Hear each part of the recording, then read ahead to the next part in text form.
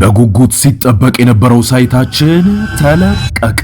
የትላልቅ ንግዶች መነሻ በሆነችው ተክለ ሃይማኖት ዘመናዊ ዱባይ ስታንዳርድ ሞል በአንድ ዓመት ጊዜ ውስጥ ተረክበው ወደ ስራ የሚገቡበትን ከ25 ካሬ ሜትር ጀምሮ ከበቂ የመኪና ማቆሚያ ጋር ከግራውንድ ፍሎር እስከ 3ኛ ፎቅ ድረስ ለመኪና መለዋወጫ፣ ለኤሌክትሮኒክስ፣ ለስቶር፣ ለካፍቴሪያ ሁሉንም እንደ ምርጫው ነግዶ ለማትረፍ ገዝቶ ለማከራየት ሱቅ ከነገበያው አቅርበንሎታል። እንዲሁም ፒያሳ ወዳጅነት ፓርክ ፊት ለፊት ባለ 1 መኝታ በ3.6 ሚሊዮን ብር፣ ባለ 2 መኝታ በ5.8 ሚሊዮን ብር ሙሉ ክፍያ በመሸጥ ላይ እንገኛለን። ለበለጠ መረጃ ከታች ባለው ስልክ ይደውሉ። ሜሪትስ ፕሮፐርቲ።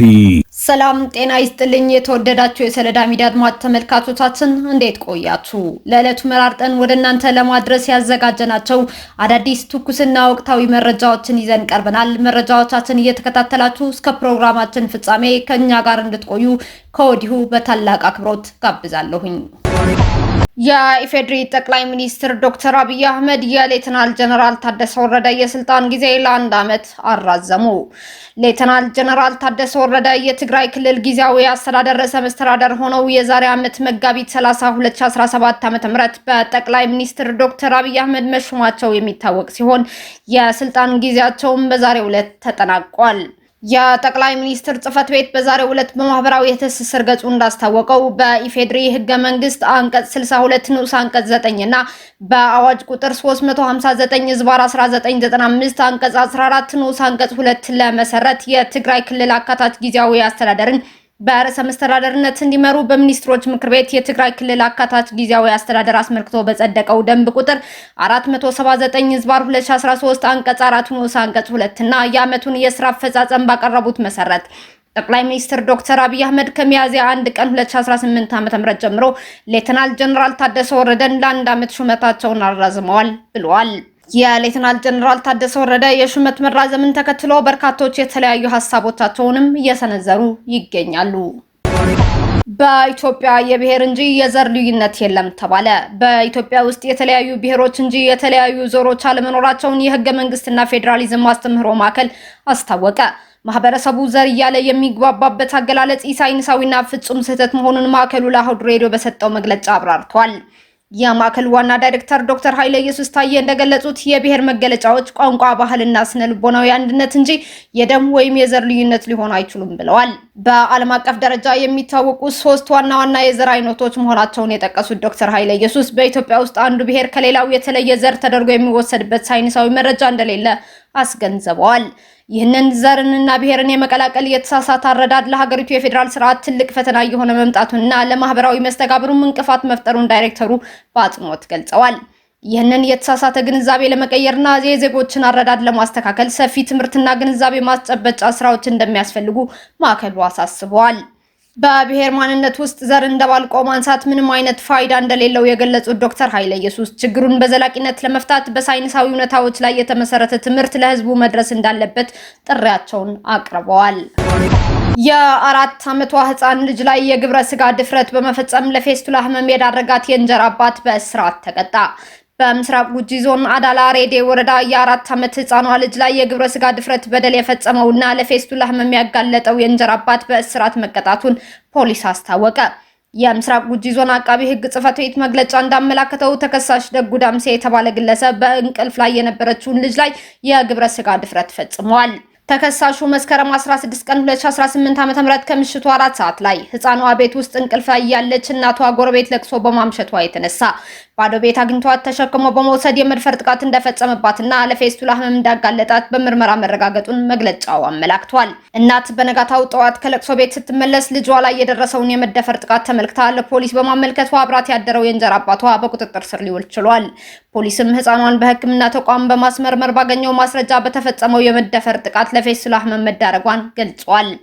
ፖሊስ በህክምናና በሌሎች ማስረጃዎች በመጠቀም የምርመራ መዝገቡን በማጠናቀቅ ለአቃቢ ህግ የላከ ሲሆን አቃቢ ህግም እድሜያቸው 13 ዓመት ባልሞላቸው ልጆች ላይ የሚፈጸም የግብረ ስጋ ድፍረት በደልን በመግለጽ ክስ መስርቷል።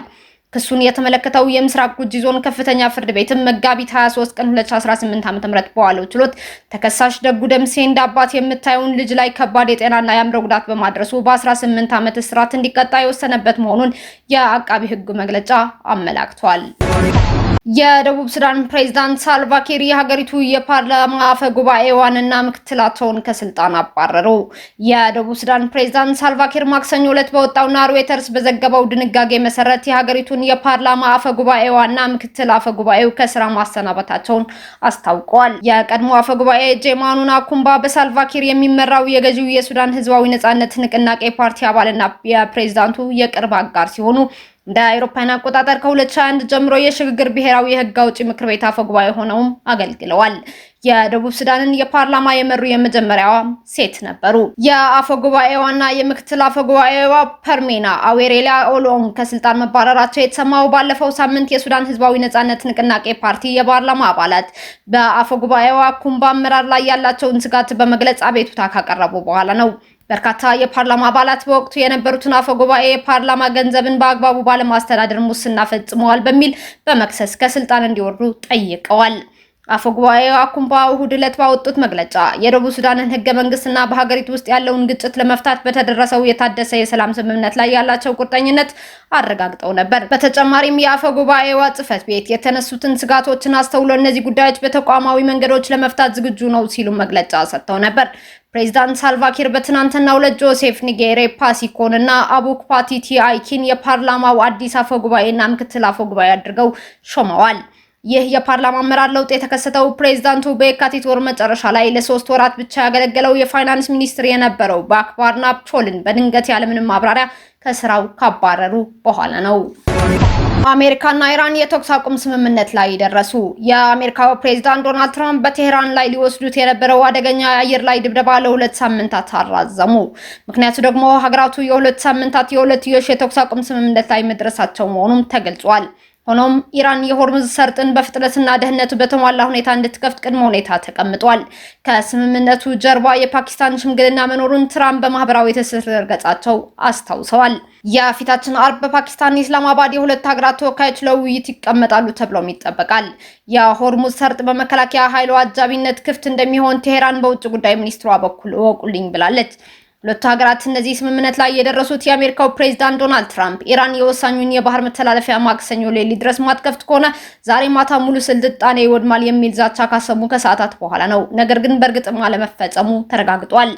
ሀገራቱን ሲያሰማግሉ የነበሩት የፓኪስታን ጠቅላይ ሚኒስትር ሼህባዝ ሻሪፍ የተኩስ አቁሙ ወዲያውኑ ገቢራዊ መሆን እንደሚጀምር አስታውቋል።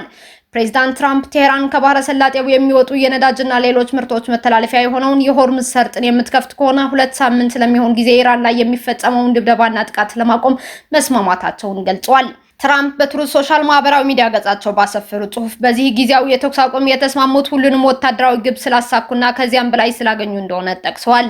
በዚህ 2 ሳምንት ውስጥ ኢራን ከወታደራዊ ኃይሏ ጋር በመቀናጀት በሆርሙዝ ሰርጥ በኩል መርከቦች እንዲያልፉ ትፈቅዳለች። ኢራን በበኩሏ 10 ነጥቦች ያሉት እቅድ ይፋ አድርጋለች። በእቅዱ ውስጥ ከተካተቱት ጉዳዮች አንዱ ኢራን፣ ኢራቅ፣ ሊባኖስና የመን ውስጥም ጥቃቶች መቆም አለባቸው የሚል ነው። ኢራን ላይ የተጣሉ ማዕቀቦችን ለማንሳት ሙሉ ቁርጠኝነት እንዲኖር ማድረግ፣ በአሜሪካ የተያዙ የኢራን ገንዘብና ሀብቶችን መልቀቅ፣ እንዲሁም በሀገሪቱ ላይ የደረሰው ውድመት መልሶ የሚገነባበትን ወጪ የሚሸፍን ሙሉ የካሳ ክፍያ መፈጸሙን በእቅዱ ውስጥ ተጠቅሷል። የሀገሪቱ መንግስት ኢራን ማንኛውም የኒውክሌር መሳሪያ እንዲኖራት ላለመፈለግ ሙሉ ቁርጠኛ ይሆናል ሲል ቃሉን ሰጥቷል። የኢራን የብሔራዊ ደህንነት ጠቅላይ ምክር ቤት ባወጣው መግለጫ ይህ የኢራን ድል በፖለቲካዊ ድርድር ላይ ይጸናል ብለዋል። የፓኪስታን ጠቅላይ ሚኒስትር ሻሪፍ የተኩስ አቁሙ እስራኤል በኢራን ላይ የሚደገፈውን ሄዝቦላህ ላይ ዘመቻ ከፍቻለሁ ባለችበት ሊባኖስ ውስጥም ተግባራዊ እንደሚሆን ተናግረዋል። የእስራኤል ባለስልጣናት ግን በሄዝቦላህ የተጋረጠው ስጋት እስከሚወገድ ድረስ ከሊባኖስ እንደማይወጡ ተናግረዋል። የእስራኤሉ ጠቅላይ ሚኒስትር ቤንጃሚን ኔታንያሁ የተኩስ አቁሙ ይፋ ከተደረገ ከጥቂት ሰዓታት በኋላ ባወጡት መግለጫ ኢራን በአፋጣኝ ሆርሙዝ ወሽመጥን የምትከፍት እንዲሁም አሜሪካ፣ እስራኤልና ሌሎች የቀጠናው ሀገራት ላይ የምትፈጽመውን ጥቃት የምታቆም መሆኗን ተከትሎ የሚሰነዘርባት ጥቃት ለ2 ሳምንት እንዲቆም ፕሬዝዳንት ትራምፕ ያስተላለፉት ውሳኔ እስራኤል ትደግፋለች ብለዋል። የጠቅላይ ሚኒስትሩ መግለጫ አክሎም የተኩስ አቁሙ ሊባኖስን አያካትትም ሲል እስራኤል እግረኛ ወታደሮቿን ባሰማራችበት ጎረቤት ሀገር ተፈጻሚ እንደማይሆን ገልጿል። ፕሬዚዳንት ትራምፕ በኢራን የተኩስ አቁም ለማድረግ ውሳኔ ባሳለፉበት ሂደት ውስጥ እስራኤል ምን ያህል ተሳትፎ እንደነበራት ግልጽ አይደለም። ከዚህ ጋር ተያይዞ አሜሪካና ኢራን ለሁለት ሳምንት ተኩስ ለማቆም መስማማታቸው ሳይውል ሳያድር በዓለም የነዳጅ ገበያ ላይ ተጨባጭ ለውጥ አምጥቷል። ዌስት ቴክሳስ ኢንተርሚዲየት በድንገት የ18% ቅናሽ በማሳየት ወደ $92.6 ወርዷል። የብሬንት ድፍድፍ ነዳጅ የ6% ቅናሽ አሳይቶ በበርሜል $103.4 ሆኗል። ይህ ቅናሽ የተመዘገበው የተኩስ አቁም ስምምነቱን ተከትሎ ሲሆን በቀጣይ ቀናት የሆርሙዝ ሰርጥ ለዓለም አቀፍ መርከቦች ሙሉ በሙሉ ክፍት ሲሆንና ነፃ ዝውውር ሲጀመር ዋጋው ከዚህ በላይ ሊቀንስ እንደሚችል የኢኮኖሚ ባለሙያዎች እየተነበዩ ይገኛሉ። እስካሁን አብራችሁን ከኛ ጋር ስለነበራችሁ እያመሰገንኩኝ በሌሎች መረጃዎች እስክንመለስ እንደተለመደው የሶሎዳ ሚዲያ ቤተሰብ በመሆን ላይክ፣ ሼር፣ ሰብስክራይብ ማድረጋችሁን አትርሱ። አዳዲስ ትኩስና ወቅታዊ መረጃዎቻችን በቶሎ እንዲደርሷችሁ የደወል ምልክቷን ይጫኑ። ስኬት፣ ድልና ሰላም ለኢትዮጵያውያን። ሶሎዳ ሚዲያ